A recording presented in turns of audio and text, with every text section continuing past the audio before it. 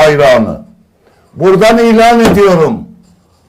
Tarihte gelmiş geçmiş en melun, en namussuz, en ahlaksız, en rezil adamlardan biri Emir Timur'dur.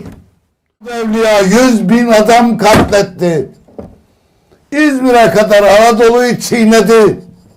Altınordu devletini yıkarak dünyanın başına Rusya'yı bela etti. Hem ne diyor? Ya dünya tarihinde askerlik biliminin 3 tane büyük hocası vardır. 1. İskender. 2. Cengiz Han. 3. Timur.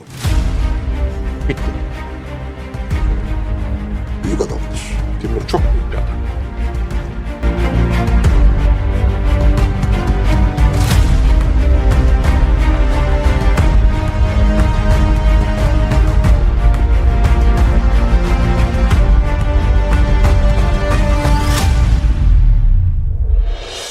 Amir Temur 35 yillik hukmronligi davrida Moskvadan Hindistongacha, Sharqiy Turkistondan Anatoliyagacha bo'lgan hududlarda safarlar uyushtirib millionlab insonlarning o'limiga sabab bo'lgan urushlarni olib borgan qo'mondon hisoblanadi. Bu urushlar oqibatida esa yaqin va o'rta sharq, qisman Sharqiy Yevropa va Shimoliy Afrika hududlarida mavjud bo'lgan turk davlatlari ustidan bevosita va bilvosita hukmronligini o'rnata olgan tarixdagi so'nggi hukmdor hisoblanadi.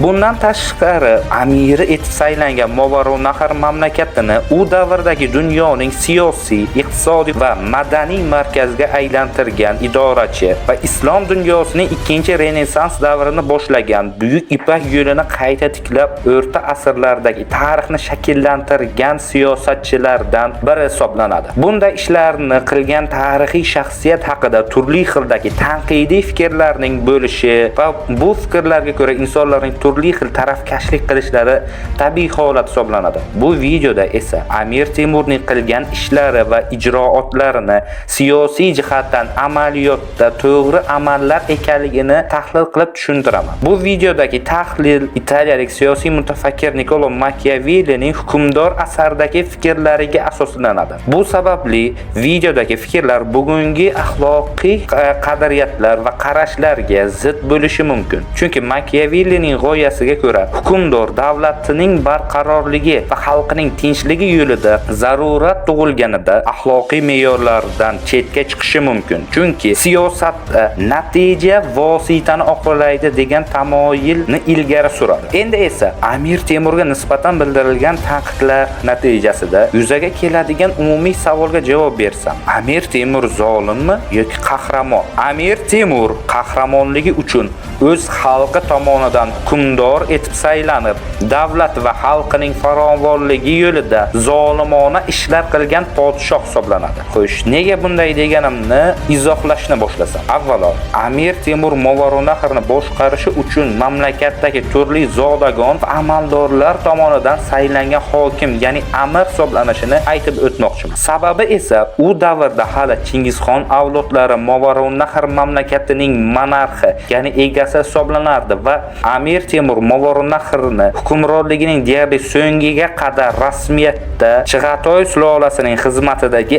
amir sifatida boshqargandi. Endi 14-asrning ikkinchi yarmida Movarounnahrda yashagan inson ekanligingizni tasavvur qiling. Markaziy hokimiyatning turg'un bo'lmaganligi tufayli tez-tez yuzaga keladigan ichki urushlar, tartibsizlik va qashshoqlik hukm suruvchi mamlakatda yashagan bo'lardingiz. Buning asosiy sababi hukumatni tashkil etgan zodagonlarning istaklari qondirila olmasligi hisoblanardi. Bu kabi jamiyatni Niccolo Machiavelli hukmdor asarida fuqarolik yakka hokimligi deydi va unga ko'ra bu hokimiyat yo zodagonlarning yo xalqning talabiga ko'ra ta'sis qilinishini yozadi. Bunday boshqaruv shaklini Movarounnahrga 13-asrda Chingizxon davrida kelib o'rnashgan turk-mo'g'ul bek va zodagonlari 14-asrda musulmon bo'lib Movarounnahdagi mahalliy aholi bilan singib ketganliklari uchun Chig'atoy ulusining sharqida yashovchi ko'chmanchi qardosh zodagonlar tomonidan kamsitib bosilishi va ayirmachiliklarga uchrashi natijasida shakllanishni boshlaydi. Chig'atoy xoni Tamashirxonning ham islom diniga kirib, davlat markazini Yetsudan Movarounnahrga ko'chirishi natijasida ko'chmanchi zodagon va shahzodalar ulus odatlarining buzilishini bahona qilib taxt uchun kurash boshlanadi. 10 yildan ortiq davom etgan bu hokimiyat uchun kurashning natijasida deyarli butun Turkistonni nazorat qilgan ulkan xonlik 1348-yilga kelib ikkiga, G'arbiy Chig'atoy ulusi va Sharqiy Chig'atoy ulusiga bo'linib ketadi. Endi esa e'tibor bering, bu ikki ulusda Chig'atoy naslidan bo'lgan shahzodalar xon qilib taxtga o'tkazilgan bo'lsa ham, Mo'g'ulistonda Tug'luq Temurxon davlat boshqaruvini to'liq nazoratiga oladi. Ammo Movarounnaxrdagi Chingizxon naslidan bo'lgan shahzodalar mutlaq hokimiyatni taxt kurashlari davrida radikal siyosat yuritgan Qozonxonning 1346-yilda mahalliylashgan turk-mo'g'ul amaldor va zodagonlarining ittifoqiga mag'lub bo'lib halok bo'lganidan keyin faqatgina urf-odat keragi Qo'g'irchoqxon tariqasida taxtga o'tkazilardi. 14-asrning birinchi yarmi hokimiyatni qo'lga kiritgan Movarounnahrning turk-mo'g'ul amaldor va zodagonlari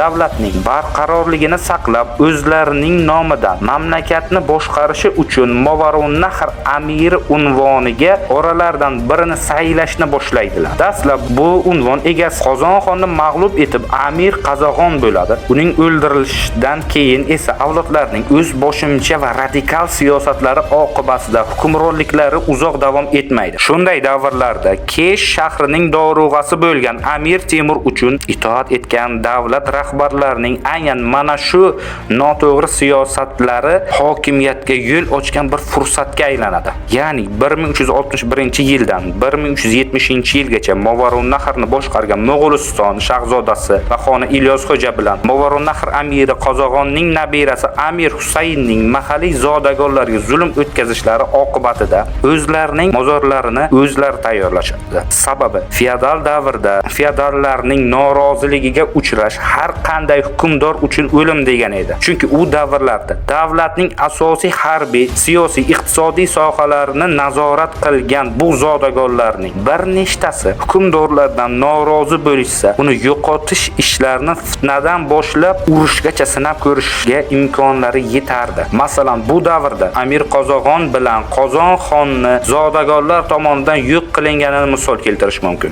Amir Temur esa bu ikki zolim hukmdorlarni mag'lub etgan mohir sarkarda va odil boshqaruvchi sifatida fuqarolarning ko'z oldida qahramonga aylanadi. Shuning uchun 1370-yilning aprel oyida Balx shahrida amaldor va zodagonlar katta qurultoy o'tkazib, mamlakat taxtiga Chig'atoy naslidan bo'lgan Suyurg'atmish o'g'lonni xon sifatida o'tkazishgan bo'lishsa, asl hukmdor hisoblangan Movarounnahr amiri lavozimiga Kesh hokimi Amir Temur saylanadi. Shu tariqa Amir Temurning davri boshlanadi. Lekin u davrdagi siyosiy vaziyatlarni hisobga olganda tabiiy bir savol tug'iladi. Bu yangi podshoh mamlakatni qancha vaqtgacha boshqara olardi? Negaki zodagonlar tomonidan hukmdor etib saylangan Amir Temur u davrlarda davlatni o'zi istaganday boshqaradi degan tushunchani anglatmasdi. Holbuki kuch bilan eski tuzumni ag'darib, yangi hukmdor bo'lganlar uchun xavf-xatarlar hali oldinda to'lib yotardi. Machiavelli zodagonlar tomonidan hukmdor qilingan odamning buyruqlarini atrofini o'rab olgan zodagonlar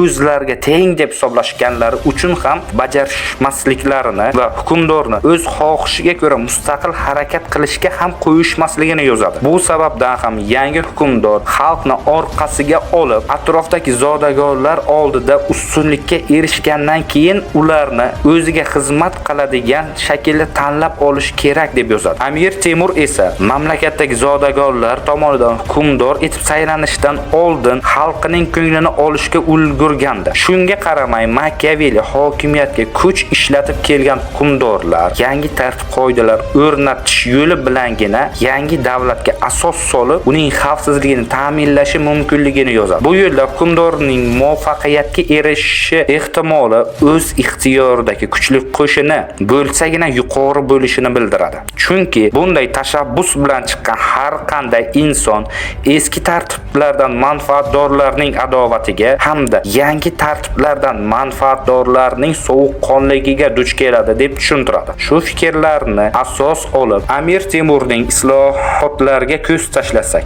Amir Temurning ilk ishi o'ziga itoat etuvchi muntazam qo'shin tuzish va undagi yirik harbiy bo'linmalarning boshiga eng ishonchli odamlarni qo'yish bo'lgan. Shundan keyin u boshqaruv markazini ota yurti Kesh shahridan Samarqandga ko'chirib, 1370-yilda katta qurultoy chaqiradi va mamlakatda buzilgan qonun-qoida va tartiblarni yangilab qaytadan yo'lga qo'yadi. Qurultoyga kelgan zodagon va amaldorlarga martabalarga ko'ra turli davlat lavozimlar hamda viloyatlarning boshqaruvini beradi. Qurultoyga kelmagan, itoatsizlik qilgan hokimlarni esa mag'lub etib, tezda zararsizlantiradi. Shu kabi tadbirlar bilan Movarounnahrda deyarli mutlaq hokimiyatni qo'lga kiritgan Amir Temur Chig'atoy ulusining barcha yerlariga o'zini voris deb bilib, mamlakatiga tajovuz yoki tahdid qilgan davlatlarni bosib olishni boshlaydi. Endi o'ylab ko'ring. Bu davrda ichki urushlar bilan qashshoqlashgan, xalq bilan tiyorga berilgan mulklardan foyda ololmagan zodagonlari bor davlatni boshqarayotgan Amir Temur qo'lidagi qo'shin bilan himoyalanib o'tirishi o'zidan avvalgi Amir Qozog'on kabi zarariga ishlaydigan ish bo'lardi. Sababi qo'lidagi qo'shin doimiy muntazam bo'lgani uchun ham xalq to'laydigan soliqlar bilan ta'minlanadi va zodagonlari urushlarda foyda ololmasalar, soliqlarni orttirishi natijasida xalqning g'azabini uyg'otgan bo'lardi. Xalqga yengillik qilish uchun zodagonlarining bunday ishlarini cheklasa, endilikda ularning noroziligiga uchraydi. Shunday qilib, sekin-asta fuqarolari undan yuz o'girishi mumkin edi. Buning oqibatini yuqorida aytib o'tganman. Endi Amir Temur bunday sharoitda mudofaaga yopishib olish o'rniga bosib olishni tanlashi uning uchun foydali bo'lgan. Chunki harbiy yurishlardagi g'alabalari tufayli fuqarolarning ko'z o'ngida shuhrati yanada yuksalib, hokimiyatdagi huquqini daxlsiz qiladi. Keyin o'ziga xavf solishi mumkin bo'lgan zodagonlarni tabiiy ravishda to'xtovsiz yuzaga kelayotgan urushlariga jalb qilib, ularning fitna uyushtirishga vaqtlarini qoldirmagandi. Shu bilan birga yangi egallagan mamlakatlardan qo'lga kiritilgan yer, mulk va boyliklarni xizmatiga ko'ra zodagonlarga taqsimlab berishi bilan ularning odatda halol yo'l bilan qondirib bo'lmaydigan xohishlarini qondirib, sadoqatlarini mustahkamlagandi. Bundan tashqari tarixdagi buyuk hukmdorlar singari xalq uchun saxovatli hukmdor bo'lgandi. Sababi xalqiga ulashishi mumkin bo'lgan boyliklarni u o'z fuqarolaridan emas, boshqa mamlakat fuqarolaridan olishi natijasida soliqlarni oshirishga ehtiyoj qolmaydi. Biroq hukmdor katta qo'shinni boshlab borayotgan bo'lsa, berahim deb nom chiqarishga parvo qilmasligi kerak bo'ladi. Amir Temur taxtga kelganida Osiyoda Chingiziy imperiyasi parchalangandi. Xorazm, Xuroson, Eron, Iroq va Ozarbayjon hududlari Chingizxon avlodlaridan bo'lmagan yangi sulolalar tomonidan boshqarilardi. Ular orasidagi kelishmovchiliklar oqibatida esa buyuk Ipak yo'li deyarli to'xtab qolgandi. Buning natijasida iqtisodiy jihatdan Movarounnahr jiddiy zarar ko'ra boshlaydi. Shunday ekan,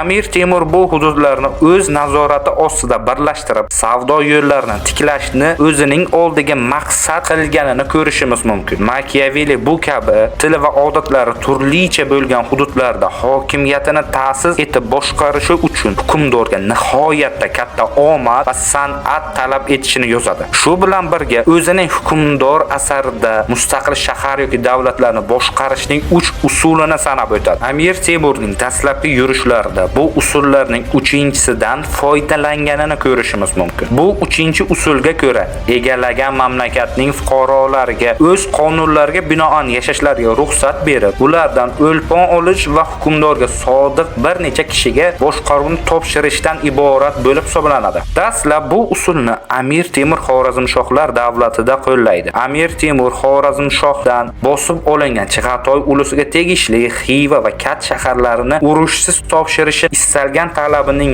qat'iyan rad etilishi natijasida Xorazmshohlar bilan jang qilib ularni mag'lub etadi. Xorazmshoh Yusuf So'fi Amir Temurning o'lpon to'lash shartini qabul qilib taslim bo'lganidan keyingina taxtida qoldiriladi. Lekin Xorazmshoh Yusuf So'fi Amir Temur boshqa davlatlarga qarshi yurishlarida boshlangan paytda va'dasini buzib, qayta isyon ko'tarardi. Nihoyat 3-Gurganch qamali chog'ida Xorazm shohi vafot etadi va Amir Temur uni qo'llagan shahar aholisini qirg'in qiladi. Shu voqeadan keyingina Xorazm davlati Amir Temurga butunlay bo'ysunadi. Xorazm yurishlaridagi orttirilgan tajribalar natijasida Amir Temur keyingi yurishlarda o'zining harbiy siyosatini keskinlashtiradi. Buning asosiy sababi shuki, u egallagan mamlakatlardagi xalqlarning hurmatini qozonishga qaratilgan yumshoq siyosati kutilgan natijani bermagan edi. Bu holatning sababini Machiavelli hukmdor asarida aytib o'tadi. Unga ko'ra, yangi istilochi podshoh bosib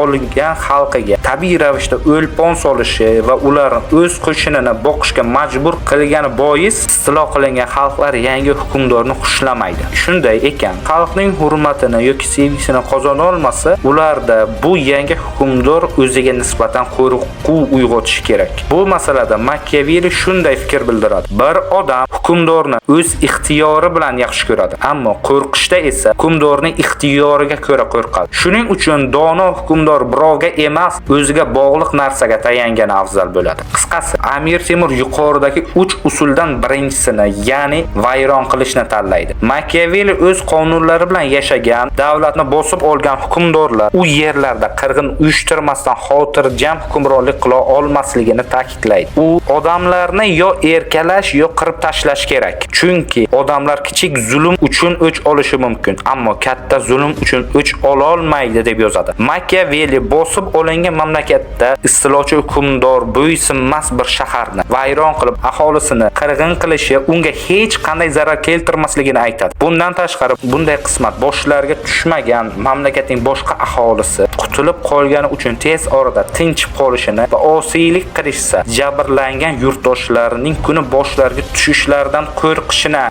aytadi. Lekin Machiavelli hukmdor qo'rqitganda ehtiyot bo'lishini, xalqning nafratiga uchramasligi lozimligini alohida ta'kidlab o'tadi. Hukmdor xalq orasida qo'rquv emas, nafrat uyg'otadigan bo'lsa, qanchalik urinmasin, hokimiyatini egallagan mamlakatida saqlab qola olmaydi. Xalqining nafratiga uchramasligi uchun esa ularni besabab jazolamasligi va jazolash chorasini uzoq muddat davom ettirmasligini bir martaga amalga oshirish kerak yozadi. Amir Temurning urushlarda doimo qo'rqitish va nafratlanish o'rtasidagi bu ingichka pardani saqlay olgan nodir hukmdorlardan biri ekanligini ko'rish mumkin. Amir Temurning bu holatiga misol qilib mashhur Isfahondagi qirg'inni misol keltirishim mumkin. Odamlar kallasidan minora qurdirganligi iddao etilgan bu shaharni Amir Temur qamal qilganda boshqa shaharlar kabi taslim bo'lib o'lpon to'lashsa ularga zarar keltirmasligini bildiradi. Isfahonliklar bu taklifni qabul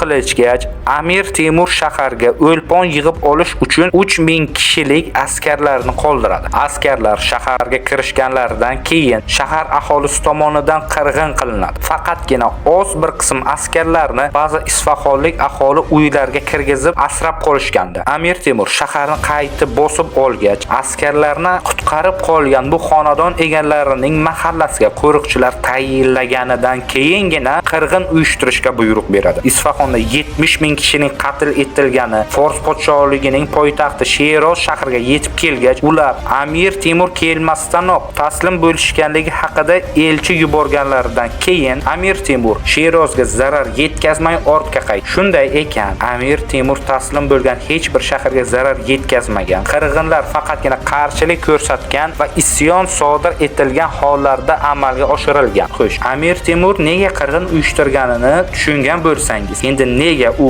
Usmonli va Oltin O'rda kabi davlatlar bilan jang qilib, ularni vayron qilganini tushuntirib beraman. Demak, bir hukmdor egallagan mamlakatida hokimiyatini qo'rquv orqali mustahkamlashi mumkin bo'lsa, u yerni qanday qilib idora qilishi mumkin? Machiavelli tili va odatlari turlicha ikki davlatni birlashtirish natijasida aralash davlat paydo bo'lishini aytadi. Bunday davlatni hukmdor boshqarishi uchun bir nechta maxsus tadbirlarni o'tkazishi lozim bo'lib hisoblanadi. Birinchisi, bosib olingan mamlakatni boshqargan hukmron sulolani butunlay yo'q qilishi lozim. Chunki hukmdor tomonidan boshqarilishga o'rgangan xalq eski hukmdorlari yo'q bo'lgach, istilochi yangi hukmdordan boshqasini topa olmagani uchun ham unga itoat etadi. Keyin esa u yurtni boshqarish uchun hukmdorning o'zi ko'chib borishi yoki nomidan boshqarishi uchun birini tayinlashi lozim. Machiavelli tili va odatda yangi yurtlarni boshqarish uchun hukmdorning o'zi borishi ancha samarali va xavfsiz bo'lishini yozadi. Negaki u o'sha mamlakatda yashagan odamgina fitnalarni oldindan aniqlab bartaraf eta olishini, amaldorlari tomonidan mamlakatni talon-tarojini to'xtatishini va yangi fuqarolarning hukmdorga bevosita murojaat qilish imkoniga ega bo'lishini aytadi. Bu esa itoatkorlarni hukmdorning yaxshi ko'rishiga, bo'ysunmaslarini esa undan qo'rqishiga majbur qiladi. Bundan keyin esa hukmdor egallagan mamlakatining atrofidagi kuchsiz davlatlarning homiysi va himoyachisi bo'lishi, shu orqali kuchli qo'shnalarini zaiflashtirish kerak. Bundan tashqari u o'sha mamlakatga o'ziga teng kuchdagi ajnabiy hukmdor kirib kelmasligiga ko'z quloq bo'lishi zarur. Endi sizlardan yana bir bor diqqat qilishingizni so'rayman. Amir Temur 3 va 5 yillik yurishlar davomida Xorason, Mozandaron, Seiston, Fors, Ozarbayjon va Iroq mamlakatlarini egallab, ularni o'g'illari boshqaradigan koloniyalarga aylantirdi. Aniqrog'i, ularga bu hududlarni suyurg'ol qilib beradi. Koloniya deyishimga sabab Machiavelli yuqoridagi aralash davlatni boshqarish uchun eng arzon tushadigan usul sifatida koloniyalar tashkil etishni, ya'ni bu yerga xalqning bir qismini ko'chirtirib kelishni yozadi. Ammo Amir Temur esa turkiy davlat odatlariga ko'ra davlatning qarindoshlari o'rtasida taqsimlash yo'lini tanlaydi. Ya'ni hukmdorlari yo'q qilingan mamlakatlarga ixtiyoriga qo'shin berilgan avlodlarini podshoh qilib tayinlash orqali boshqarishi xavfsiz edi. Ular suyurg'ol mamlakatlarida qisman mustaqil hukmdorday bo'lishadi, lekin markazga tobeliklarni ko'rsatish uchun soliqlarning bir qismini yuborib, urushlarda qo'shinlari bilan ishtirok etishi kerak bo'ladi. Lekin Amir Temur 5 yillik yurishlarida Iroq va Ozarbayjon mamlakatlarini bosib olish jarayonida jiddiy muammolar bilan yuzlashadi. Bu muammolar Amir Temur Yaqin Sharqqa kirib kelganida bosib olingan mamlakatlarning hukmdorlarini yo'q qila olmasligi va bu yerdagi kuchli davlatlar Oltin O'rda xonligi, Usmonli va Mamluk sultonligi unga qarshi ittifoq tuzgandi. Amir Temur bu muammolarni hal etishni shimoliy va g'arbiy chegaralarga bostirib kirgan Oltin O'rda davlatidan boshlaydi. 1395-yilda To'xtamishxonni yengach, Oltin O'rda shaharlarini talon-taroj qilib mamlakat taxtiga xizmatidagi Jo'ji ulusi shahzodasini o'tkazadi. Keyin esa qo'lga tushira olmagan Iroq sultoni Ahmad bilan Ozarbayjon hukmdori Qora Yusufning isyon boshlatishi bilan yana Yaqin Sharqqa kirib keladi. Ularni birinchi bo'lib himoyasiga olgan Mamluk sultonligini 1400-yildagi Damashq jangi bilan mintaqada zaiflashtiradi. Keyin esa Amir Temur bu ikki dushmanini himoya qilgani va homiyligi ostida bo'lgan Arzinjon bekligiga da'vo qilgani uchun Usmonli sultoni Boyazidni 1402-yildagi Anqara jangida mag'lub etadi. Usmonli saltanati esa Boyazidning o'g'illari va u yerlarni tortib olgan turk beklarga bo'lib berib, Anatoliya hududini Amir Temur o'z vassaliga aylantiradi. Bu voqeadan keyin esa Misr ham uning hokimiyatini tan oladi. Shunday ishlarni amalga oshirgan Amir Temur 1405-yilda vafot etganida orqasiga Turondan Iroq va Hindistongacha cho'zilgan buyuk bir imperiya meros qoldiradi. Shuni unutmaslik kerakki, imperiyalar tarixda so'zlar va bitiklar bilan yozilgan bo'lsa ham qon va temir bilan bunyod etilgan.